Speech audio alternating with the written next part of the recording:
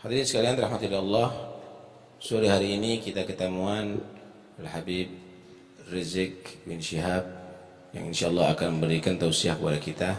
Tapi saya minta jangan ada potret-potretan supaya majelisnya khusyuk. Jadi dengarkan baik-baik, yang hudur, yang akhlak, yang adab, supaya dapat berkah di dalam majelis yang penuh berkah ini insyaallah. Kepada Habib kami persilahkan.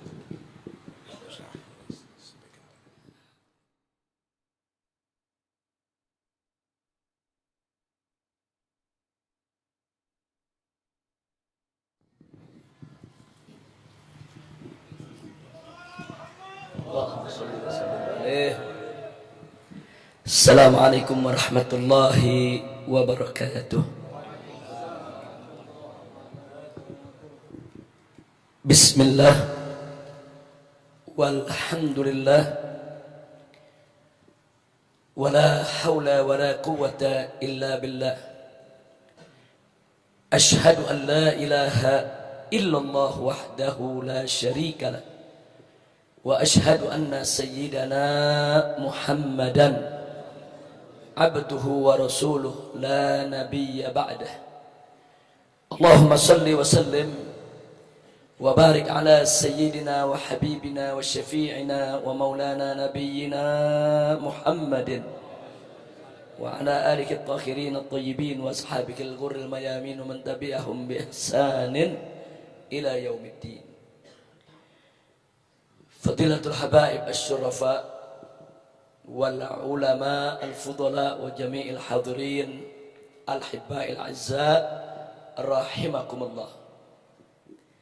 Satu kehormatan bagi saya dan satu keberkahan tersendiri saya dapatkan dengan izin Allah Subhanahu wa taala sehingga saya bisa hadir bersama segenap kaum muslimin di gubbah yang mulia ini dalam satu rangkaian yang acara yang penuh keberkahan, di mana di dalamnya kita membaca aneka ragam aurat, ahzab, azkar, khususnya yang disusun oleh Imam Syekh Basudan rahimahullahu taala wa nafa'allahu bi ulumih wa nafahati fid din wad dunya wal akhirah.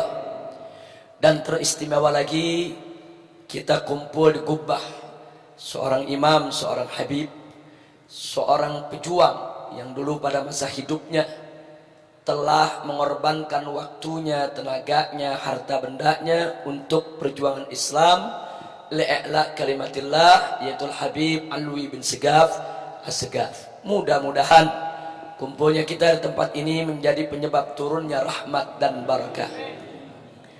Ahibba'il kiram, pada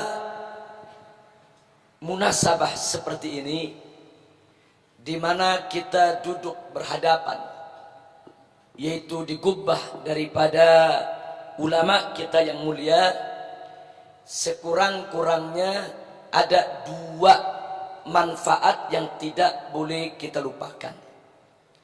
Saya jadi teringat akan firman Allah Subhanahu wa taala dalam surat Hud ayat 120. Wallahu subhanahu wa ta'ala qala li nabiyhi sayyidina Muhammadin sallallahu alaihi wasallam wa kullan naqussu 'alaika min anba'ir rusuli ma nuthabbitu bihi fu'adak wa ja'aka fi hadhihi al-haqqu wa mau'izatun wa dzikra lil mu'minin. Shadaqallahul azim.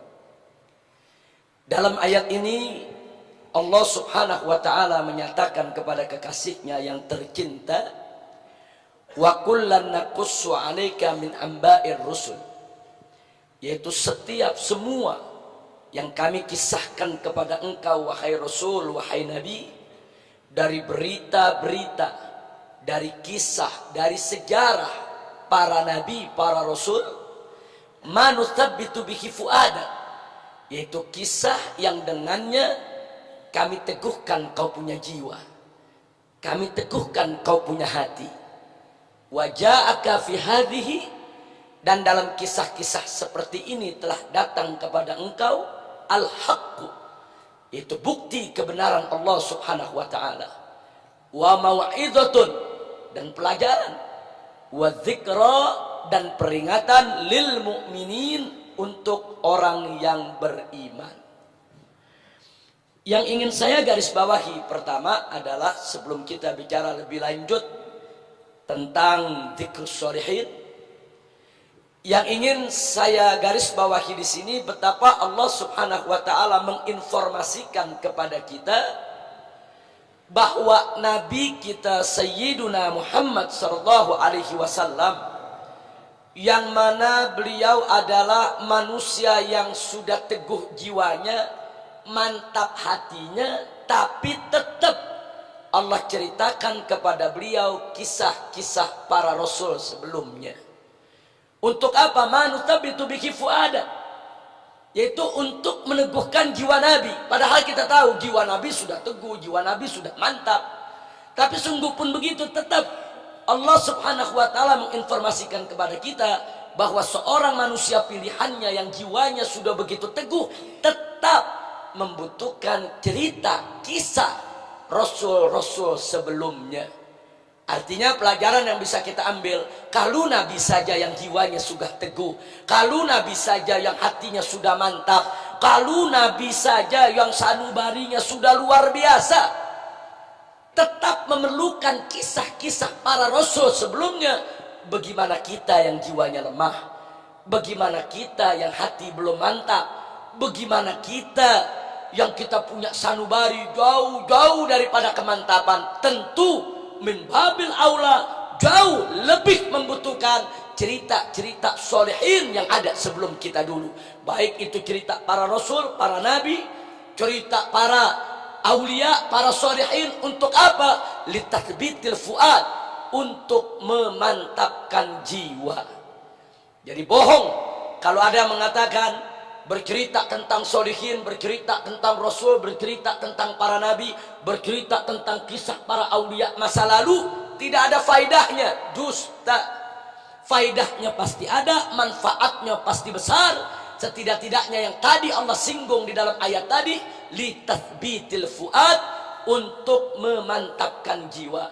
Makin sering kita dengar cerita para rasul, makin sering kita dengar cerita para nabi, makin sering kita dengar cerita para ahlul bait Nabi, makin sering kita dengar cerita para sahabat Nabi, makin sering kita dengar cerita para ulama, para mujahidin, para sholihin, para aulia, maka niscaya cerita-cerita tersebut akan makin memantapkan jiwa kita, makin memantapkan hati kita, makin memberikan semangat kepada kita untuk senantiasa taqarrub ilallah subhanahu wa ta'ala. Dan tidak sampai di situ. Dalam ayat tadi juga Allah jelaskan wa ja'aka fi hadhihi al-haq. Dan dalam kisah-kisah seperti ini telah datang kepadamu al-haq. Dalam kita menceritakan kisah-kisah para nabi, para rasul, ahlul bait dan para sahabat nabi yang mulia, cerita para ulama, para salaf, para sholihin, para aulia, para mujahidin.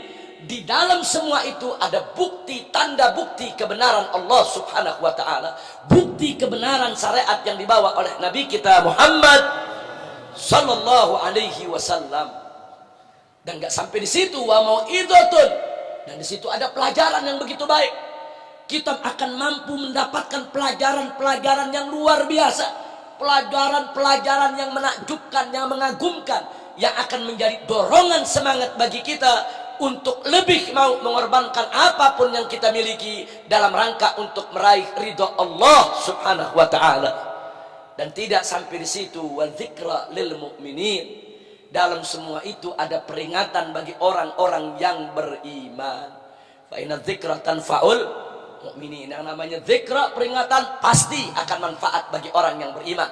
Hanya orang-orang yang hatinya sudah berkarat, yang imannya sudah lenyap, yang tidak mengambil manfaat daripada az-zikra yang Allah tuangkan di dalam kitab sucinya Al-Quran, atau yang disampaikan oleh Nabi kita Sayyiduna Muhammad sallallahu alaihi wasallam dalam untayan-untayan hikmah hadis yang beliau sampaikan melalui para sahabatnya sehingga sampai kepada kita. Nah, hibail kiram, duduknya kita di tempat ini tentunya tidak bisa kita pungkiri kalau kita terus mengenang apa yang pernah dilakukan oleh sahibul gubbah, apa yang pernah dilakukan oleh Al-Habib Alwi bin Sigaf As-Sigaf, dan apa yang pernah dilakukan oleh ulama-ulama baik di zaman beliau maupun di zaman sebelumnya, semua itu akan mengantarkan kita kepada tathbitul fuad. Jadi orang yang nggak pernah baca sejarah, nggak pernah tahu cerita para sholihin, nggak pernah tahu cerita para aulia, sulit dia untuk memantapkan jiwanya.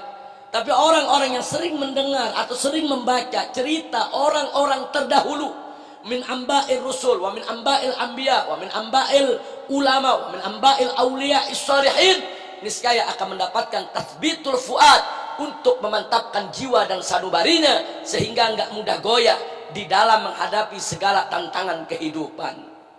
Yang kedua, dengan kumpul kita di tempat ini, maka kita telah memantapkan langkah lil husul alal barakah. Sekurang-kurangnya berkah yang kita dapatkan tadi itu, kita mendapatkan al-haq, bukti kebenaran akan syariat yang dibawa oleh Nabi Muhammad SAW.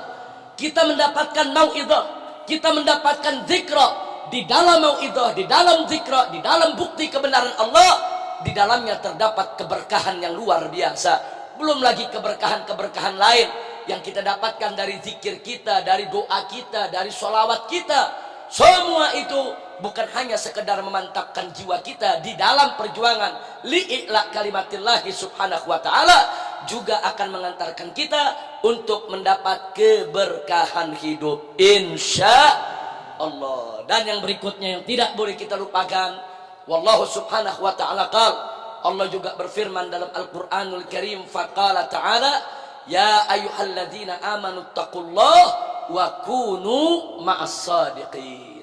Hei orang-orang yang beriman, bertakwalah kamu sekalian, wa kunu ma'as sadiqin, dan hendaklah kamu selalu bersama orang-orang yang shadiqin. Orang-orang yang shadiqin itu orang yang benar, orang yang lurus, benar akidahnya, benar syariatnya, benar akhlaknya, benar ucapannya, benar tindakannya, benar tarigahnya, benar pemikirannya, benar keyakinannya, benar segala apa yang dilakukannya, yaitu di dalam menjalankan perintah Allah dan Rasulnya. Ini Allah punya perintah, wa kunu ma'as sadiqin.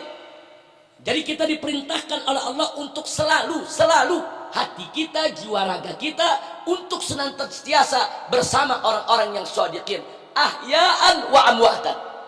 Baik orang-orang yang shadiqin itu telah meninggal dunia ataupun mereka masih hidup ada di tengah-tengah kita, ikuti. Bukan berarti orang yang shadiqin ini sudah meninggal dunia terus kita tinggalkan, tidak. Ya, jasad mereka memang sudah kembali kepada Allah, ruh mereka memang sudah kembali kepada Allah. Tapi jangan lupa, karamatul awliya la tamut bimauti ashabiha. Jadi karamah kemuliaan para aulia tidak ikut mati dengan kematian daripada si walinya, saudara. Sang walinya boleh meninggal dunia kembali kepada Allah, ruhnya boleh berpisah sudah dengan jasadnya, tapi karamahnya, tapi keberkahannya yang Allah limpahkan akan terus senantiasa ada ila yaumil qiyamah. Nah, mudah-mudahan hadirnya kita di tempat ini akan lebih memantapkan jiwa kita untuk berjuang di jalan Allah subhanahu wa ta'ala, dan insya Allah kita akan lebih mendapatkan limpahan keberkahan dari Allah subhanahu wa ta'ala, sehingga segala urusan kita dimudahkan oleh Allah baik di dunia maupun di akhirat nanti, amin ya rabbal alamin. Nah, yang terakhir, apalagi di zaman kita sekarang ini, di luar sana kita lihat berapa banyak yaitu pemikiran-pemikiran yang sudah keluar dari rel syariat, dari rel ajaran Nabi kita Muhammad sallallahu alaihi wasallam. Jadi kalau kita hidup di tengah masyarakat nih, ibarat kita hidup di tengah hutan. Yang banyak binatang buas yang siap mengoyak kita, siap menerkam kita, siap membunuh kita. Di luar sana, saudara, begitu banyak tantangan, aneka ragam kemunkaran, kemaksiatan, kesesatan, penyelewengan. Ini mengepung kita di mana-mana. Kalau kita tidak hadir di majalisul khair, kalau kita tidak hadir di majelis-majelis seperti ini yang penuh keberkahan, siapa yang akan melindungi kita dari pengaruh-pengaruh rusak yang ada di sekitar kita? Kita nggak bakal mampu dengan kekuatan kita sendiri. Iman kita terlalu lemah untuk menghadapi segala tantangan tersebut, kecuali dengan pertolongan Allah subhanahu wa ta'ala. Nah, di majelis yang semacam inilah, apakah itu majelis zikir, apakah itu majelis ta'lim, apakah itu majelis-majelis an-nusuh wal mawa'id dan lain sebagainya, turun keberkahan, turun pertolongan Allah, turun rahmat dan ridhonya yang akan menjadi senjata kita, amunisi kita, tameng kita, perisai kita, sehingga kita tidak mudah dimangsa oleh hewan-hewan buas yang ada di tengah kehidupan kita, yang setiap saat ingin merusak akidah kita, syariat kita, akhlak kita. Mudah-mudahan Allah menyelamatkan kita semua. Dan akhirnya saya ingatkan bagaimana para salaf pernah mengatakan, inda dzikris shalihin tanzilul barakah atau tanzilur rahmah. Jadi dengan kita mengingat orang-orang soleh, rahmat keberkahan akan Allah turunkan. Ini satu gol yang masyhur, ma'ruf wa mu'taraf inda ulama'ina as-salihin. Nah, mudah-mudahan jadi yakinlah kita duduk di sini tidak sia-sia, kita pulang dari sini insya Allah akan mendapatkan barakah, dan semoga kita semua akan semakin kuat iman dan takwa kita, serta dikuatkan pula ukhuwah Islamiyah kita.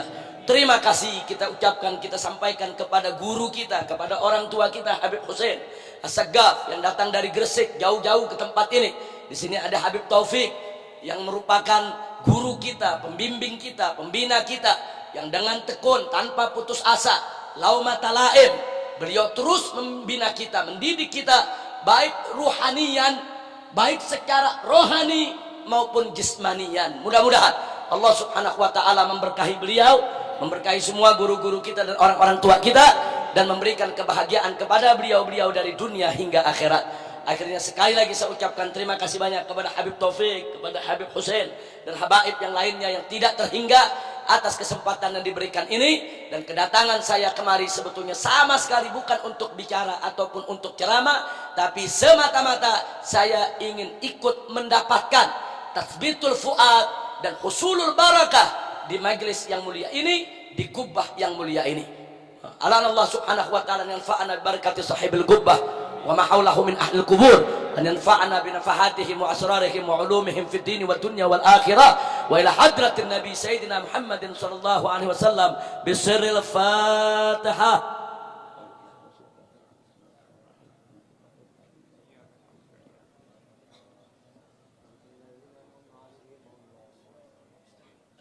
Taqabbalallahu minna wa minkum fataqabbal ya karim. Terima kasih atas segala perhatian. Saya mohon maaf atas segala kekurangan, kehilafan dan kesalahannya. Hadani Allah wa iyyakum ila siratikal mustaqim. Wassalamualaikum warahmatullahi wabarakatuh.